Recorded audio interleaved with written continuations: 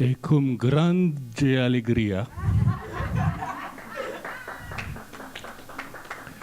que venho apresentar. Wait a minute, was I? Sorry, I just had to do this. So it is with great joy that I come to you to present to you on this very special day, since Brazil is a winner.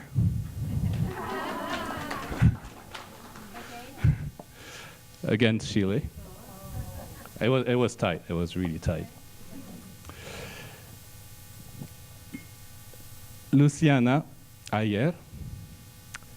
She is a clinical and orthomolecular nutritionist, a teacher in University Unipass, which is a holistic university in Rio de Janeiro, Brazil.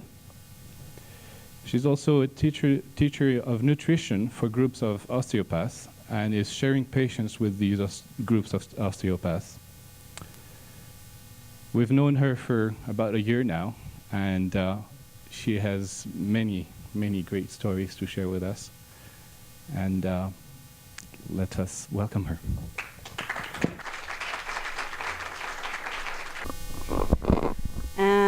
Thank you so much.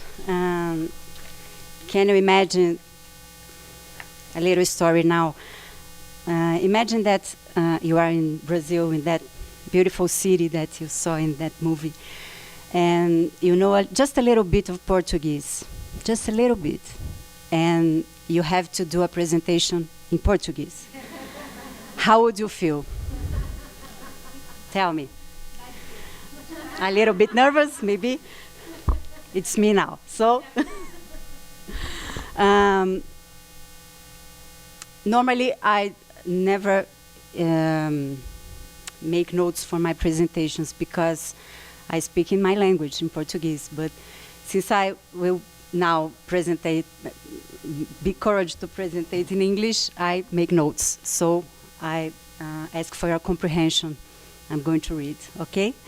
First of all, thank you, my dear brother, Francois, for inviting me. And thank you for all I.D.E.A.L family, for all your kindness. Thank you so much. It's a pleasure and a blessing to be with you all here today. My friends from Brazil is here, so if I decided to throw all my notes away and speak in Portuguese, they will translate me. We'll talk about a subject today that is very simple, very, very simple. But seems like we forgot the simple in our lives in recent times. Do you agree with that? Yes. So I'm here to remind you what you already know, but maybe forgotten. And what it is. It's that pleasure of think that we do 3, 4, 5 times a day, eating. I always say that a professional like me will not be necessary if we were awakening to our bodies, and especially to life surrounding us. Think with me. Do you really think that you need someone to tell you what to eat? Do you really think it's important to have someone to tell you what to eat? Why are we so confused about something that is instinctive, visceral, the act of eating? Maybe because we are no longer listening to ourselves. Maybe because we are giving too much power to what is external and forgetting to look at our own needs, thinking that someone outside will save us with a magic formula, maybe. Imagine, for example, if you talk to a wise grandmother and say to her that we went to a professional who told us about what to eat, because we don't know how to do this. Maybe she asked, "It's really necessary, darling?" Do you understand what is my point? Good. It is all there in ourselves. This wisdom, this kind of memory, this knowledge that exist in our body that will tell us exactly what to do. We just have to listen. Are you listening? This is the question. Are we listening? So this is why I said that I'm here today, just to remind you. Then, let's remember. First, please. Yes. First of all, let's talk about the relation between nutrition and our cells. We are made up of trillions of cells. Some say 50 trillion, others will say the 50 trillion is Bruce Lipton who said that. And others, like a biochemist called Leninger, said that there are 100 trillion of cells. 50 or 100 doesn't matter. We are talking about trillions of cells. Can you imagine that? So beautiful. It's us. Take a moment to feel it. You are a beautiful creature made of trillions of intelligent entities that we call cells that know exactly what to do for you. The cells of your eyes, for example, know exactly what to do so you can see. They know they are not there to defend you because this is the function of immune cells. And the immune cells, our system of defense system, know that they are there to defend you and not to make you see. Very smart, these little creatures. Huh? It's us. So, as they know exactly what to do for us, what can we do for them? What do you think we can do for them besides loving and respect them? What do you think? Eat well. Good. Good. Eat real food instead of edible stuffs. Edible stuffs is a term that I create in my language, Portuguese. I call coisas comestíveis. We'll talk about that in a few minutes. So if you're eating well, real foods, we will be able to give to the cells all the prime material that they need to do your specifically function. Building muscles, produce hormones, energy, etc. This primal material is what we call nutrients. And each one of our cells, trillions of cells, depends on average 50 to 60 nutrients, each one. Wow. And from where we get nutrients? It's a simple question. From the food we eat. Next, please. So, let's take, for example, enzyme. They are responsible for all the metabolisms in our body, all of them. And to enzymes function properly, they require micronutrients, those called vitamins and minerals. Then, if we have deficiency of vitamins and minerals, our enzymes do not function properly, as well as all metabolic pathways. Often, very often, I hear from my patients, Luciana, my metabolism is lazy, slow, or something like that. And then I answer, no, your metabolism is malnourished. Simple like that. If we nourish ourselves properly, everything else will work fine. After all, we are programmed to work perfectly well. Pain symptoms, sick, and disease are not normal. Not normal. Unfortunately, we have this belief that it is, but it is not. Next, please. Eat properly is also important to provide biological compounds, as we call phytochemicals or nutraceuticals, that have medical functions to protect us against disease.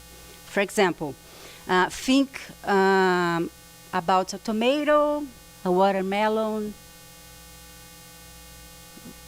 and see the pigment, that color. That color, it's a pigment that we call lycopene. for example. This beautiful color is not just nurturing our vision and our souls, but they are responsible for protecting us against many types of cancer. It's not magical? A color of a fruit, of a vegetable, it's able to protect us against disease.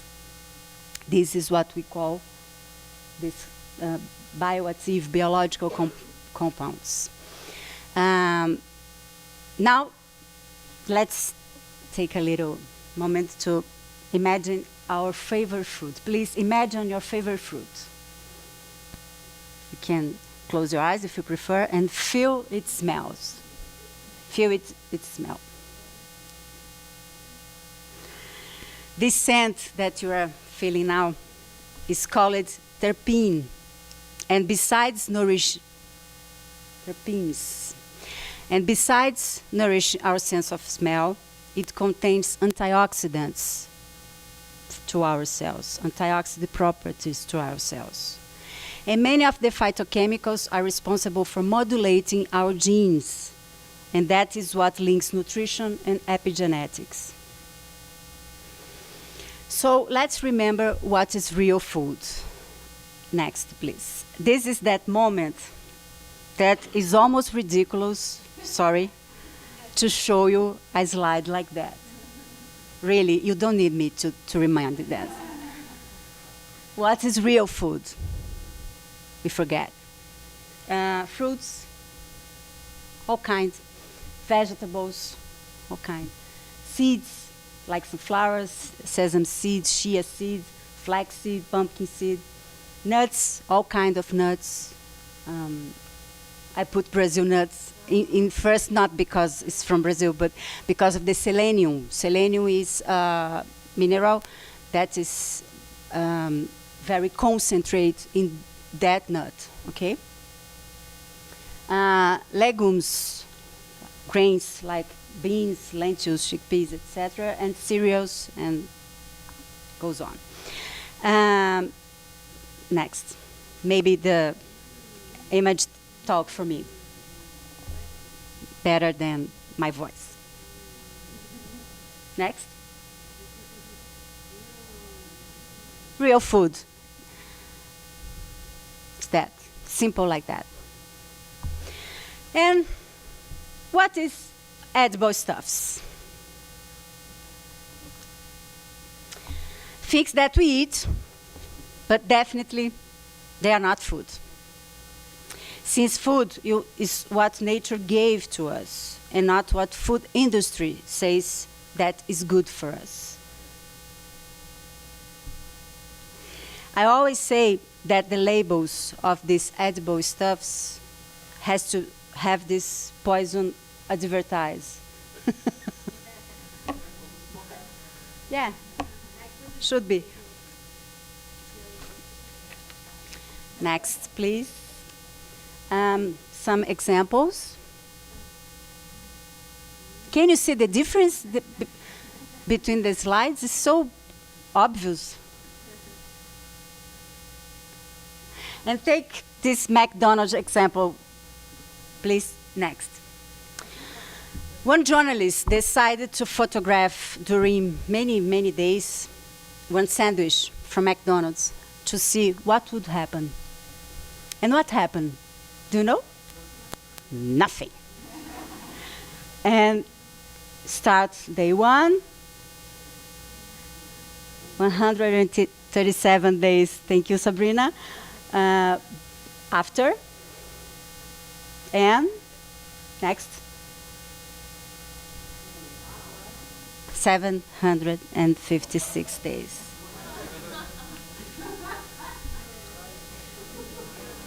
I have a niece that would love this kind of thing, and one day she got very sick. She got very sick because of this stuff. And she said to her mom, my sister, it's Happy Meal, the name. She said to my sister, happy for whom? I love that because she was traumatized, of course, but never never need anymore this kind of thing after he get very sick because of this sandwich. I always say that fungus and bacteria are much more intelligent than us, for sure, because they don't come close to that sort of thing. Because this is because nothing happens, because fungus and bacteria doesn't want this. Okay, they want real food. This is because real food get bad. Next, please. So maybe this guy is may sick. Yeah, it's him. Next. So it's a good thing to share with you. Is your food can go bad? It's good for you because fungus and bacteria will teach us. If your food cannot go bad, it's not good for you because it's not a food. Okay? So what are the possible consequences of consume of this strange substance that we call, next, I really don't know how to say this in English. I will try, xenobiotics. Can anyone help me? I don't know, the xeno is, Xenobiotics. Xeno, okay.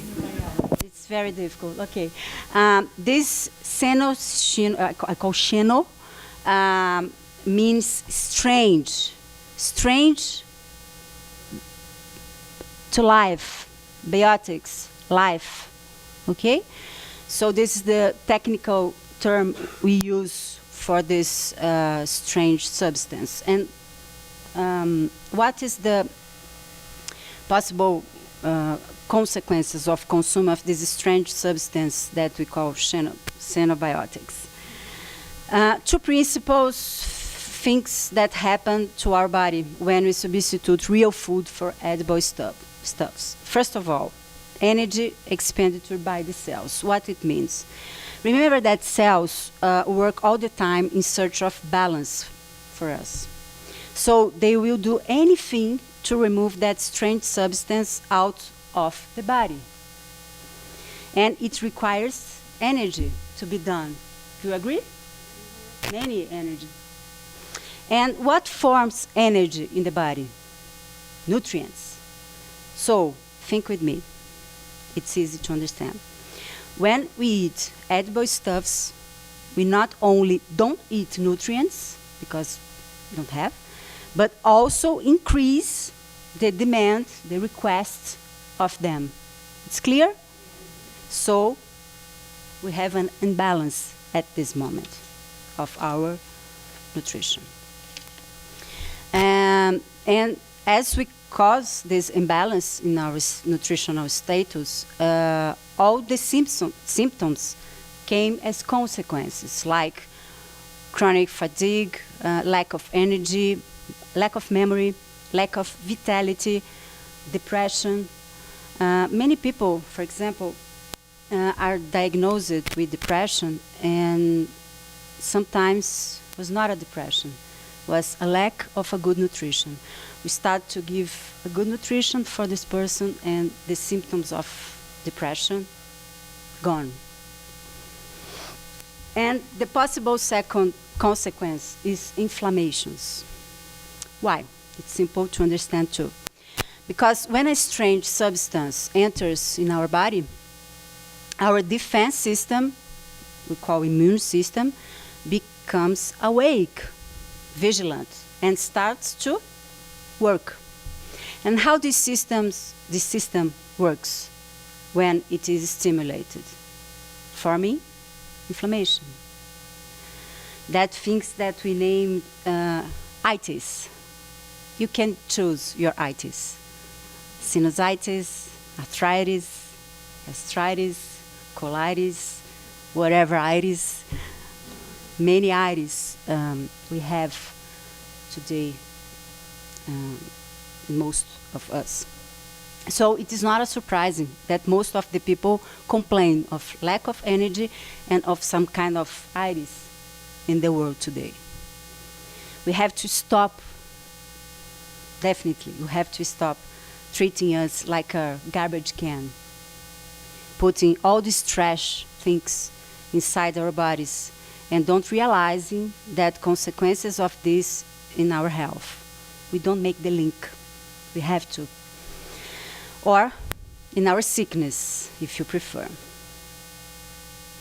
And now, please connect all the dots that we talk now and think in pregnant and breastfeed women. We already understood that food is an information for the body, right? It's an information. I hope so. If we put good information, we will have good consequences, like a good health, a good state of energy, and a healing of something that has to be healed in our bodies. If we put bad information, you already know the consequences. So all this information that we put in our bodies, that we call food or edible stuffs, is passed directly to the baby during pregnancy and breastfeeding. It's proved, for example, that the child whose mother ate a lot of junk during pregnancy, this child will reject good food, preferring artificial things. Yeah, since your sense of taste has been modulated in this way during pregnancy. We know the paladar, the taste of sense of taste, thank you, is modulated during pregnancy. So if this mother ate junk foods, here is the baby not want food, real food. Next, I think. No, return, please. No, you can, sorry, you can do. Sorry.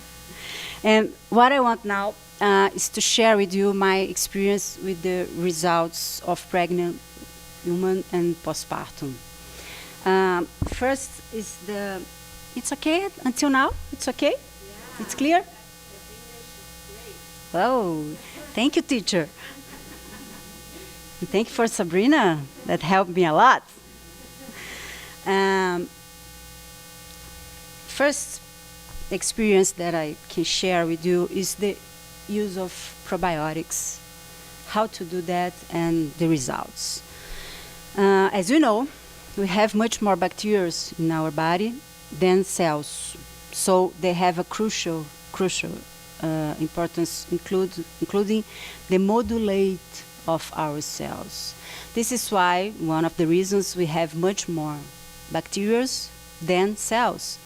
This bacteria is important to modulate the health, the growth, the division, thank you, of the cells. And you know that a baby born without bacteria, no bacteria in the baby, not colonized.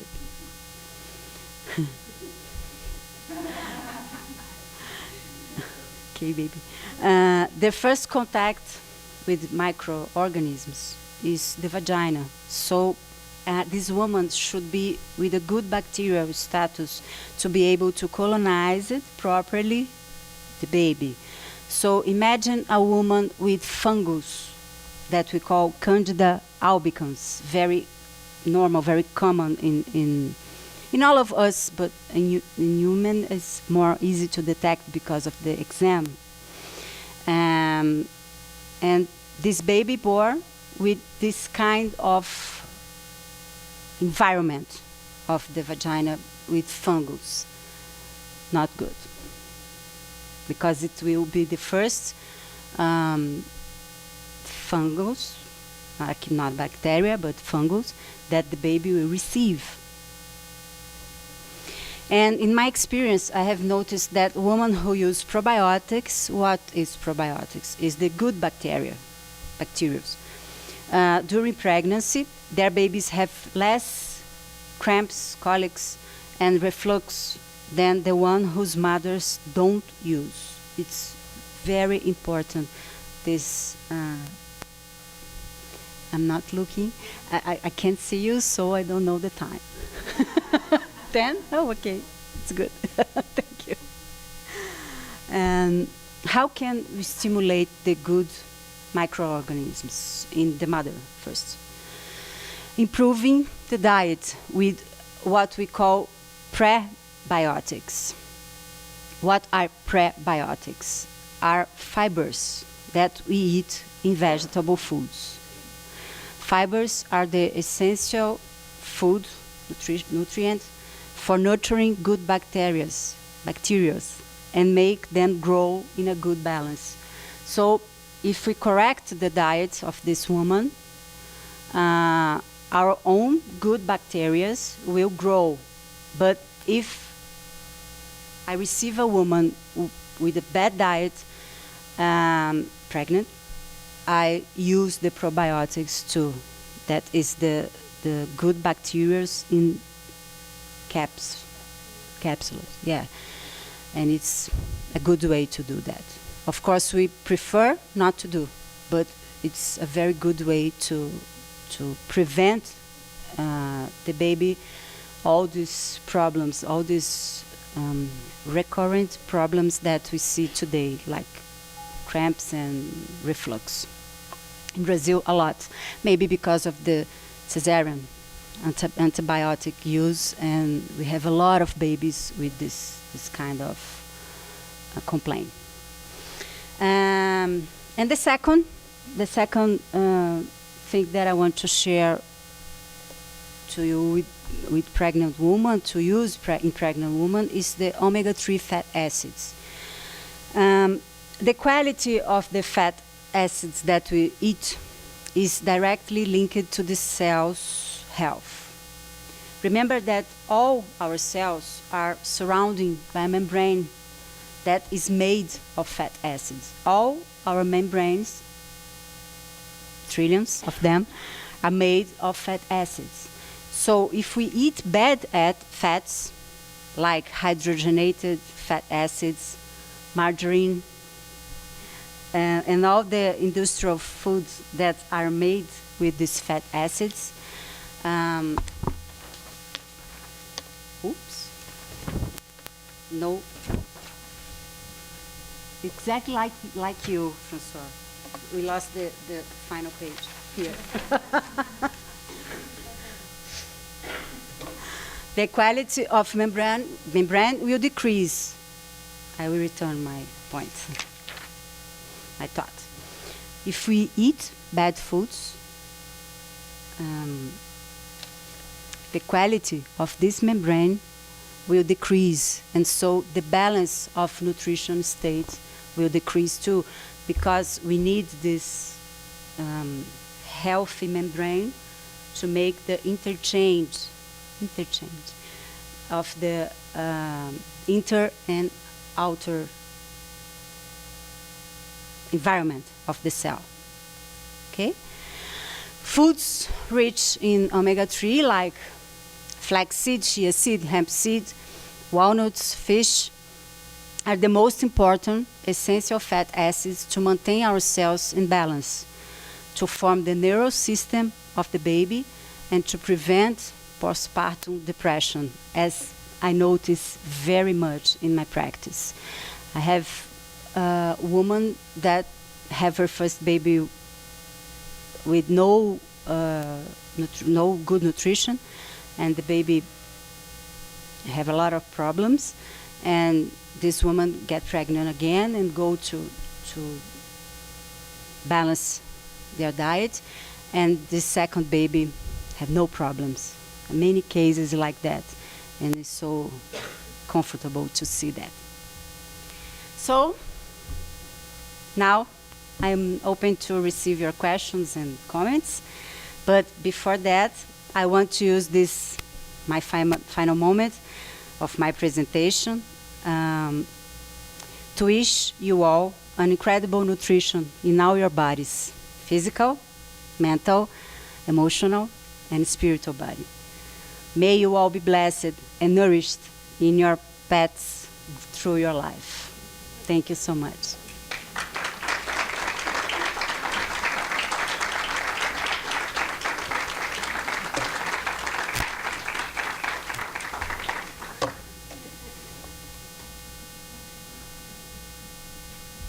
And I need water. Any question? Comments?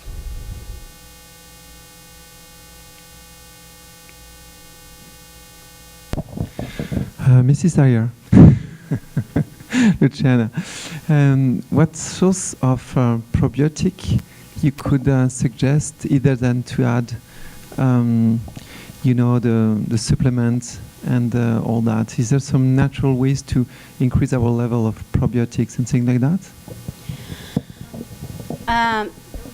We can use yogurt, but the problem is that most of the people today it's having problem with milk. So it's not a preferable way to do that, in my experience. I can tell you that 10 people that I see, 10 have problems with milk. With Milk and derivatives. So, but sometimes we can balance the nutrition and the nutritional status, and then the digestive system became healing, and yogurt, it's okay to eat many times. So if we correct the digestive system, maybe yogurt is a good way to replenish this good bacteria. But I always suggest yogurt made homemade. Thank you. Organic milk, which is very difficult in Brazil to find. Luciana, Yes. did you notice any difference between milk that we buy in stores and natural milk? Yes, Or even sure. cow's milk and goat's milk, for example? For sure. And goat's milk is the best milk that we can take because it's the most similar to the human milk in terms of proteins. Because the problem of the milk is the protein, not the lactose. People always say, oh, I had problems with lactose. No, your problem is not lactose. Your problem is the protein. It's easy to understand. A protein to a cow milk have kind of a structure that has to nourish an animal that will have 1,500 kilos, walking in 4, have. So I hope that it's not us. So this protein is very toxic to our immune system. Toxic to our immune system. And all the reactions like inflammation will happen. Do you understand me? So this is why we have Laurinha. The next. And this is why we prefer goat milk, if you want milk, or you can use vegetable milks too. Rice milk, almond milk, cashew milk, whatever. Okay? Yeah. Cream and cheese, and yeah, I'm sorry to say that because we love cheese, but so this is the difference, the kind of protein that we have in cow milk and goat milk. The goat milk is more similar to the human milk. Okay? Have you experimented sorry, much with fermented foods in your clients? Not just fermented milks, but fermented vegetables, even fermented meats. Yeah, sauerkraut. Yeah, it's a good. All fermented food is a good source of good bacteria, and it's a possibility to use. But many people reject in my country. I don't know, like miso, like sauerkraut, like so. In my city, Rio de Janeiro, that you saw, was not so acceptable. So usually I don't use, except when the person said to me, "Oh, I love miso." So we put miso soup in the diet. It's a good way. Okay.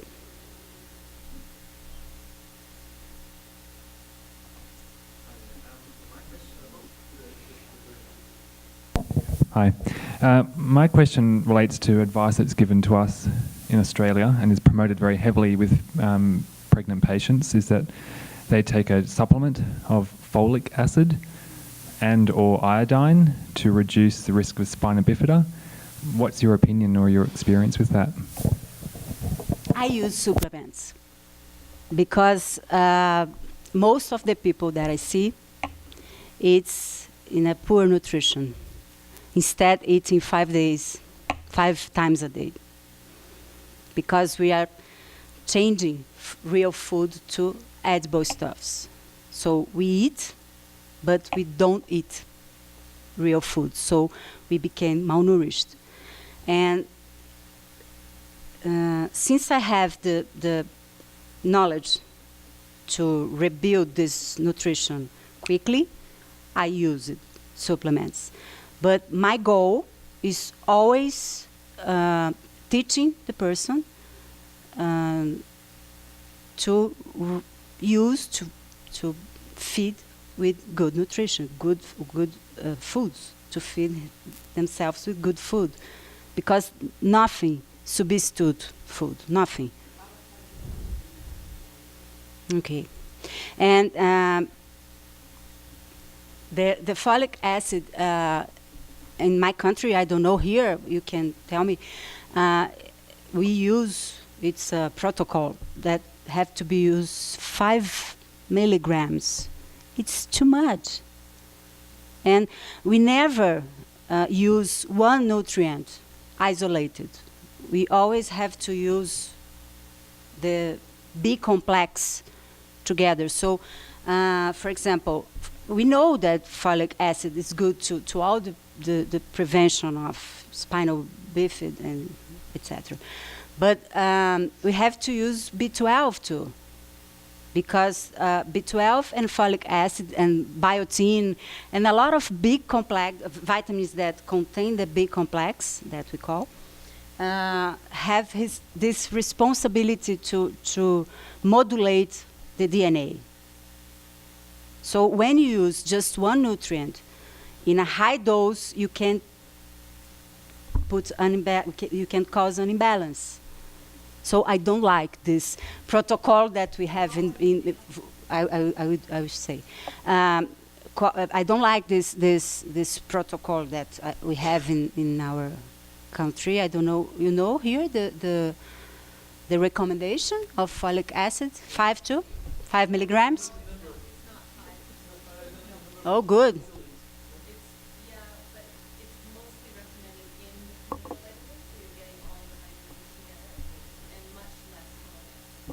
One will be perfect. Yeah.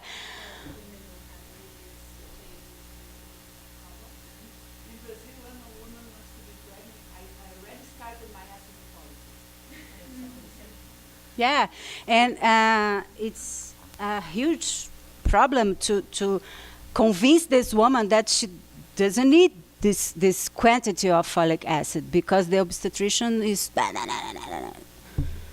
Yeah, it's a fight. It's a big fight. Okay, and sources of folic acid. She's asking me. Orange, green leaves, walnuts, nuts in general. It's very easy to find folic acid in that simple list that we share, okay? Very simple. Folic acid is a very simple nutrient to get in the good food. Luciana, can you say us something about the link between nutrition and I.D.E.A.L, the hyperactivity in kids? Yeah. One of the most, what we really know for sure is that coloring using edible stuff is clearly linked to this diagnosis. Okay, so if you see that the child today ate almost everything with coloring, it's something to think.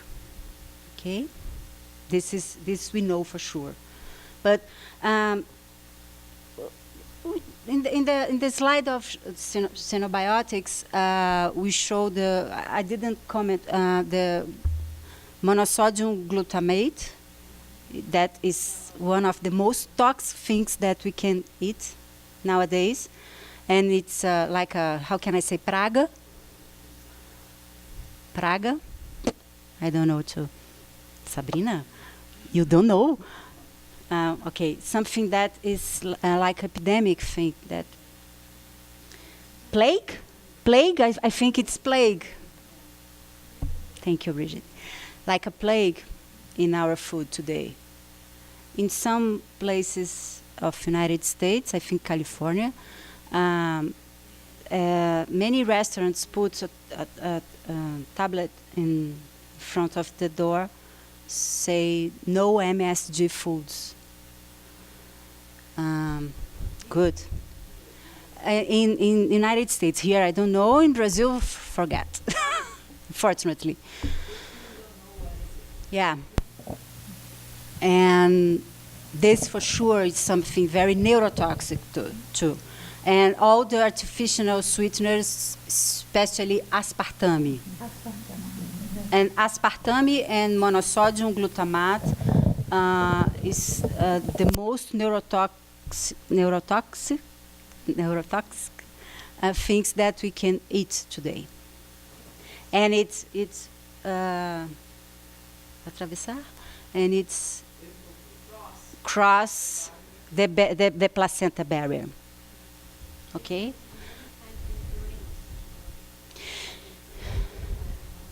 Yeah, and all this terrible idea of diet products, this is ridiculous. Sorry, I have no other form to say that. This is ridiculous. This thinking of diet things, it's almost trash things. Okay?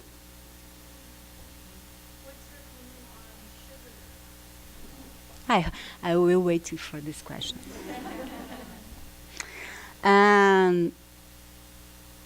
You know, hyphenate sugar, hyphenate, thank you, sugar, of course, is not good.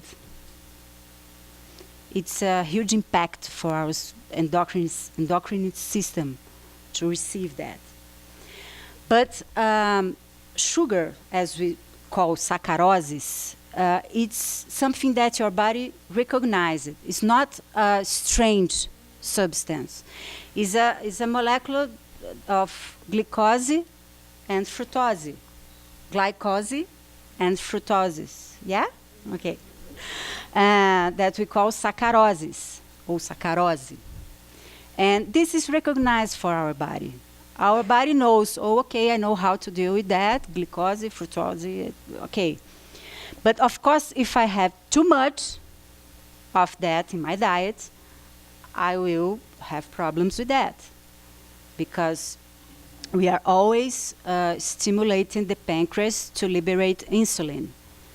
And if we have too much insulin, we will have hypoglycemia. And hypoglycemia will let us to eat more sugar. And then we begin in this circle, continue in this eternal circle. And then one day pancreas said, enough. And we became with insulin resistance and diabetes. Can become. Okay? So, good sugars like molasses, brown sugar, maybe, and especially honey. This is the best sugar you can eat. And this is okay if you put a little bit in your diet every day. It's very good for you, for pregnant women, for breastfeeding women. Okay? Just a little bit a day. Oh, depends, but maybe 1 or 2 tablespoons a day. Okay? Last question. Thank you so much. Thank you so much.